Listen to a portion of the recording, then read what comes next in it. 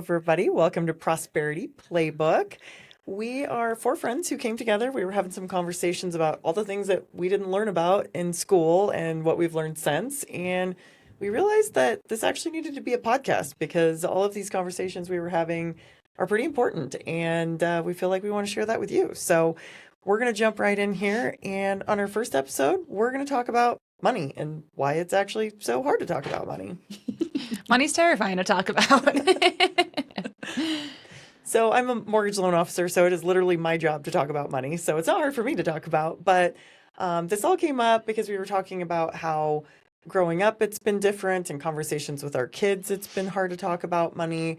And, you know, there's certain people you feel comfortable talking with about goals and success and things like that as well. So we're just going to kind of dive right in and talk about that. And I guess we'll start with the story of talking to my daughter and some of her friends. And she's had some friends that come over and they're like, oh, geez, you have a nice house. And like the question is always, what do your parents do? Mm-hmm. And I feel like I used to just say, well, we work really hard, you know, because it was this awkward thing. And then my sister actually told me one time, she's like, you got to stop saying that. There's lots of people that work hard and don't make a good living. And so it brought up a great question of what the heck do you say to people? Yeah. And it used to be people would ask, what does your husband do? Mm-hmm. That's a whole other We'll topic. address that too. Yeah. Yeah, when you have kids, who's going to stay home with the kids? But has your husband ever been asked that question? Right. Super topical right now. It's like, can you even be a woman in politics and not have children? Mm-hmm. Right. So I feel like one of the conversations that we always just try to have with the kids that are in my house, and including my own kid, is just, you know, what is it that you want? What's the lifestyle that you want? I feel like when I started out going to college, nobody talked to me about that. No, there was no conversation around what do you think you're going to do? How much money are you going to make doing that? And then make sure your student loans match up with that. And we'll do a whole nother episode on college next week. But for now, it kind of is still this conversation of, you know, my daughter wanted to be a cheer coach and a teacher. And I was like, those things are awesome. I would love for that. But though you have to recognize you're going into careers that are lower income. And if that's the case, like right now, your favorite food is scallops and you don't like cleaning your own toilet. So some of these things are going to have to change, which is fine. But just know that mom's not supplementing your lifestyle. So I just think those are the important conversations of know what you're getting into before you get too far in and have massive amounts of student loan debt. Mm-hmm. I think for me too, a lot of my issues talking about money started in childhood. Yeah. I grew up in Jackson Hole, Wyoming, which is known as being a very wealthy town. And it was almost assumed that everybody had money. And so a lot of my friends were, you know, going on multiple vacations every year and were constantly traveling out of the country. And they always had designer clothes and whatever the next trend was that popped up. Everybody had, you know, the Miss Me jeans and the Ugg boots. And I was wearing a lot of hand-me-downs, and when my family went on trips, we usually went on a road trip to go visit family. You know, I didn't go out of the country until I was an adult. And I remember just feeling like I couldn't talk about it because it was a sense of shame instead of curiosity. I couldn't go to my friend's house and say, what do your parents do? And why? You know, why couldn't I ask that question? Why was there such a taboo? And I knew in turn I didn't want people to ask me that question because I felt so ashamed by it, when in reality, my parents had a fantastic job. They were self-employed. They worked their butts off. But for some reason, I felt so much shame around it because we didn't have the designer jeans and the vacations out of the country. Yeah, I grew up in a similar situation in Whitefish, Montana, which is pretty affluent, and I was the poor farm kid. I mean, we always had plenty. I shouldn't say that. I just felt like the poor farm kid compared to all of those other kids because they had their Columbia jackets and their ski passes. And it's interesting, actually. I was just in Whitefish last weekend. My sister was back in town from Texas, and we rented a house up there. She did.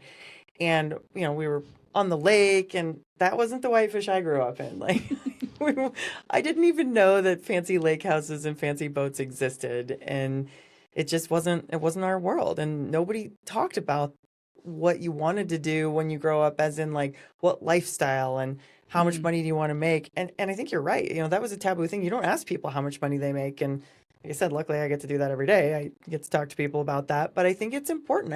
I wish we could normalize letting kids ask that, because how the heck are they supposed to know? I mean, sure, there's websites you can go and look up what the average is, but I think this is an interesting conversation because I was that kid. I grew up where my grandfather actually had started pharmacies, and my dad worked really hard, and he was not looked upon the same way because of where he grew up. He was very poor, and he worked really hard and smart and got in the restaurant business and did a phenomenal job with it. Everybody came from miles away.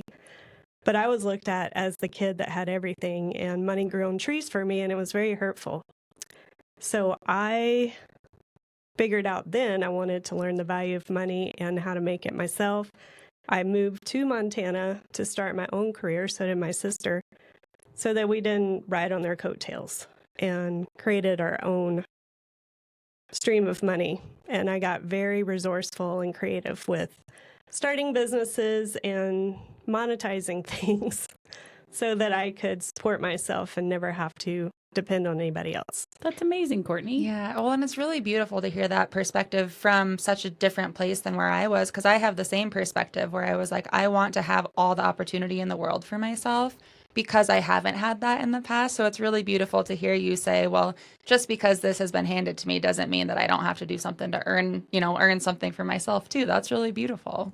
And I think touching back on Renee's point too, as kids, we don't have these conversations, which then leads into our teenage years, and we go to college or we graduate high school. I know you have a story, Jill, about your credit card situation. Will you tell us about that?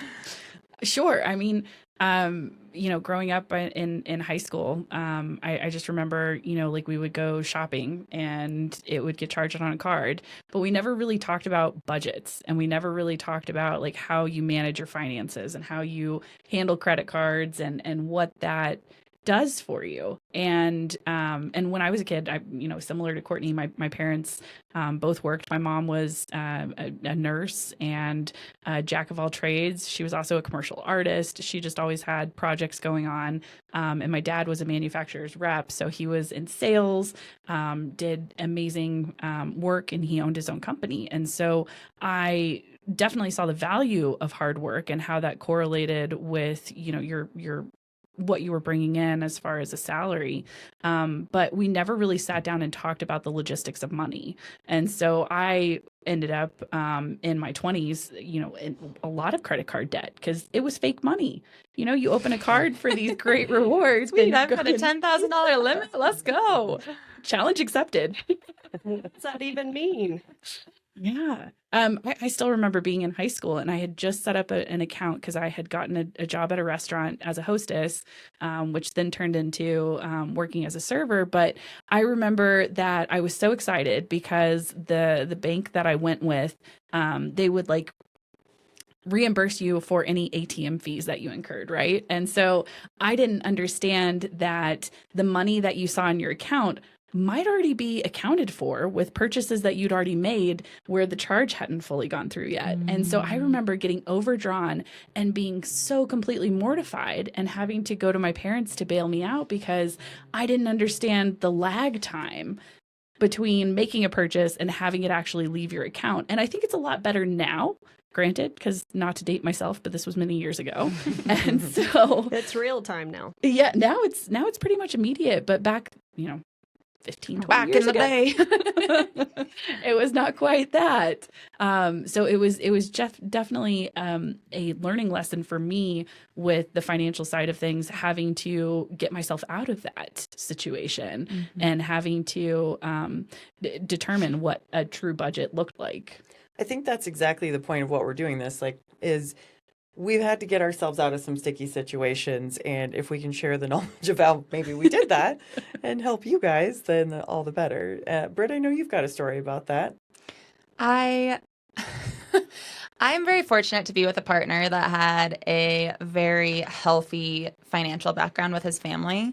And in my family, talking about money was very taboo. It wasn't a safe conversation because it caused a lot of stress. Even if it was a good thing, even if we were going on a trip or maybe my parents, had a really great month. It was still a really stressful topic that we all kind of just tiptoed around and walked on eggshells with. So when I got into this relationship with my partner, I would tiptoe around it and not talk about it. And we've been together for almost 6 years, and it is now a safe space. And he's really had to teach me. We've had to sit down and have some really hard conversations and ask the hard questions. But it's something that I didn't know I could talk about until he came along and gave me that safe space. And in doing so, I can now be that safe space for my friends. We'll go to coffee and talk about, have you opened a Roth? Have you started saving for retirement? Are you investing? I dabbled in Bitcoin this last year, which I never would have done, except I had a conversation with a friend who is really into cryptocurrency. And I think it's important because we don't know what we don't know. And I'm very thankful for my partner having those difficult conversations and being really patient for me or patient with me and, just letting me be very vulnerable in those moments, because now I have a much healthier relationship with my finances that I wouldn't have had without having those conversations. Absolutely. And I think the other piece of that you talked about is having conversations with your friends, because that can be a double-edged sword too. In fact, on my 40th birthday, a group of my friends took me hiking and we went to lunch. And while we were sitting there at lunch, one of my friends asked me, do you have any goals for your 40th birthday year or whatever? And I said, yeah, my goal for this year is I want to make $500,000. And they all just kind of stared at me. And finally, one of them kind of said, well, is that something you could do? And I was like, well, yeah, I'm on track for that. And I felt like it changed the dynamic in our friendship forever. And like I said, talking about money for me is kind of normal. And I feel like I wanted them to be proud of me. I wanted them to be excited for me. I wanted for them to cheer me on, maybe a little accountability to push me to make it happen. Totally. And there was one friend that spoke up, Meredith, and she was like, that's so awesome. Good for you. I hope you crush that goal. But everybody else just kind of looked at me. And I honestly think it changed our friendship forever. And I've learned I have to be a little bit careful who I talk to about things, because unfortunately not everybody will cheer for you. And I hate to say this, but especially with women, like, they don't always want you to succeed and do the things. And I think there's a lot of psychology behind that, and that depends on how you grew up and whatever else. And honestly, for me, it's been a journey around money where I had to realize that making money was a good thing. As I said, I grew up that kind of lower income kid in an affluent school. And I kind of looked at those rich people like they did just have everything handed to you, like Courtney was saying. And it was a derogatory thing. Like, I'll admit, I didn't know what any of those people's parents did. I just assumed that they had all of that money and they didn't have to work hard. And I to this day, I have no idea what any of my friends growing up Same here. Yeah. parents did. No idea. And so I just didn't know. And it took me many, many years and reading lots of books and to really fine tune those issues and be like, you know what? Making money is not a bad thing. I can do a lot of good when I make money for my family, for charities, for other things. Yeah. And I had to get out of my own way before I really could take my career to the next level. My son, who's 22 now, took a poll when he was in high school and had just gotten his first car. And he said, Mom, I went and asked all my friends whose parents pay for their gas, their car insurance, who bought their car. So he did get given his car. It was an older one from his grandparents, but I had him paying his gas and insurance because I wanted him to learn where money comes from, how much things cost, so that he was prepared for when he's an adult now. And he said he was the only one. So we live in a community where there still is a lot of that. And you can always teach your kids, in my opinion. I thought about it while we were just talking, where I got that wanting to learn how to do things for myself. And it was me noticing my dad's sisters. They were very resourceful and very scrappy. I like being scrappy myself, but I'm sure I got it from them. So my aunt moved over from Norway with her husband. They had 4 boys, and he was doing his residency at Duke University in North Carolina. And so he didn't make any money. And she didn't have a job because they had 4 boys. And so she had to be very resourceful, make their clothes. She did all the cooking. She did a budget. And she made it work. And those boys are thriving adults now. The other one lived in New York City. They lived in an industrial flat in Brooklyn when I first went to visit them. It had 1 bathroom for the whole building of all the units. And I thought, whoa, this is really different. But I love coming to the city and experiencing how different it was. Mm-hmm. And she got the couch that I was sleeping on off the street, but from a nice street. So I've always been a big fan of hand-me-downs because you get such a different variety of clothes or furniture that you didn't go to whatever store to buy and everybody else is wearing the same thing. Mm-hmm. It is funny how that was so important to me as a kid, having the things that everybody else had. And now whenever somebody compliments me on something I'm wearing, I'm like, thanks, I got it at Goodwill for $6. And I'm so excited about it. Everybody was wearing Ralph Lauren polo when I was in elementary school, and I had saddlebread, which was the backward horse with the guy on it. My mom just didn't know. I think that was a neat thing about moving to Australia and doing school out there too, because like you couldn't identify who came from a wealthy background because brands weren't really a big deal out there. Like Right. people didn't have, like the Louis Vuitton bags and, they didn't really have like, like the things that you would identify and be like, oh yeah, that was a really expensive piece of like fashion. Like everything was just very basic. Everybody went to school in flip-flops. Mm-hmm. Everybody wore like the $10 Havaianas. Tell us that story again, how you ended up going to school there. Oh, well, I was in high school and very impressionable, and I had an older cousin who did year-round ski seasons. So he was a ski instructor in Colorado, and then he would go and spend his quote-unquote summer breaks in Australia as a ski instructor out there. And I remember talking to him over the Christmas holiday, and his travel stories were just so awesome. And I was like, oh man, I really want to study abroad in Australia and get to go experience it. And then I had a theater teacher in high school, and her sister lived in Sydney. And when I mentioned my plans of studying abroad, she was like, you can actually go out there and do an entire degree. And that was such a light bulb moment for me. I was like, well, that just sounds like even better than going out of state. So I applied as an international student and made the move. And my family was so beyond supportive. They were thrilled for me and excited for the new opportunity. I know a lot of parents would be like, oh my gosh, you're a 16-hour flight away from us. Like, what are we going to do if you get in trouble? But it was really like a very smooth process. And so I moved out there and did my undergrad at University of Wollongong, which is about an hour south of Sydney, and then loved it so much I went back and did my master's. That's awesome. Yeah. Courtney, I want to go back to something that you were talking about with your mom. You were talking about, seeing your aunts and things kind of shaping you there, but I suspect your mom also shaped that a little bit as well. Tell us about what that relationship was like and what happened when her husband passed away.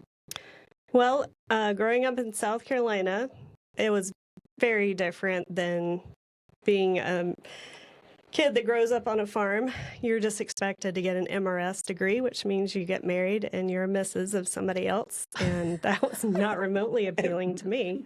I had never heard that term before you told the story, by the way. So our father passed away when I was 16 and my sister was 13. And my mom had always relied on him or her parents to take care of everything, making the money mostly. And she did work for her dad for the store for a little while, but everybody else took care of everything. And so when he was gone, I was 16 and she wanted me to start taking care of things. So I learned really quickly that I needed to learn a lot more than she did. And I didn't want to not know what I didn't know. So I just was like a sponge and absorbed everything. And that's how Jill and I started talking about this. So my parents, my stepdad and my mom, our stepdad was 80. He just passed away in May.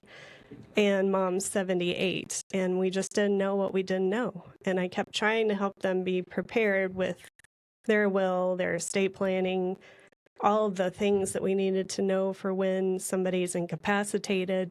a lot of not pleasant subjects, so they did not want to talk about it.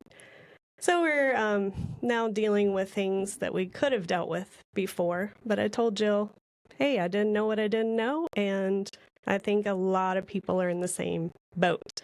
So maybe we should start learning and telling everybody else so we can all be prepared.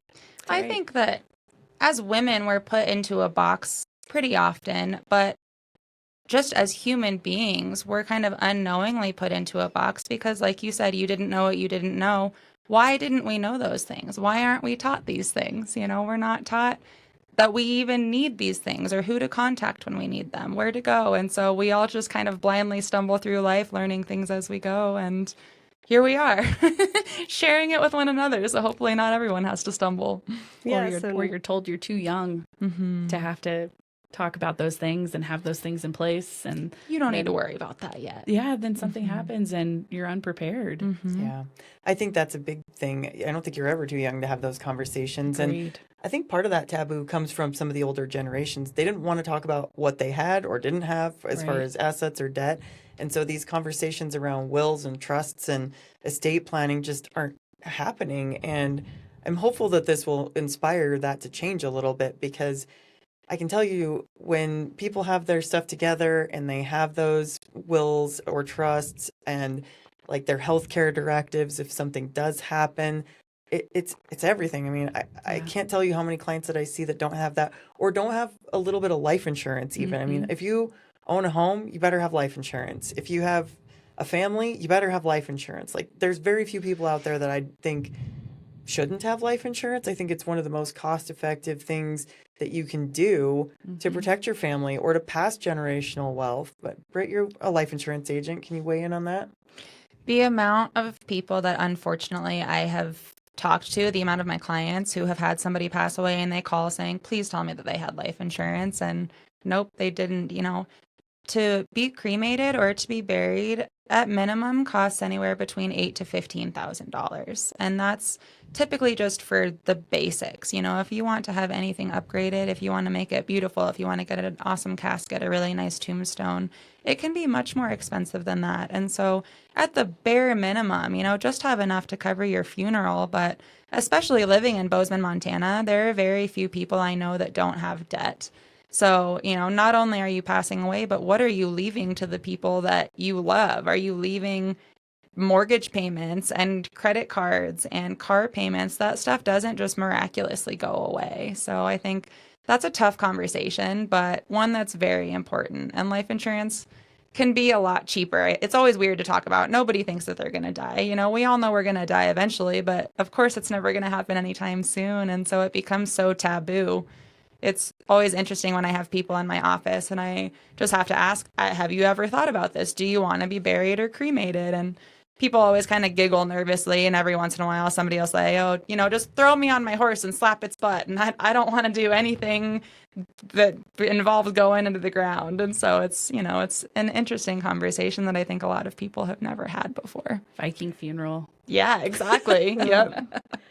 I just got a crazy call yesterday. I was doing a real estate transaction with a realtor from a different town, and her colleague called me and said she just passed away. I was like, oh my gosh. I mean, I was not expecting that. She's younger than me. The whole point of these podcasts, we're going to have a whole series of information on life insurance and all the things that we didn't know, so that you can refer back to them when you have the question or need for that information.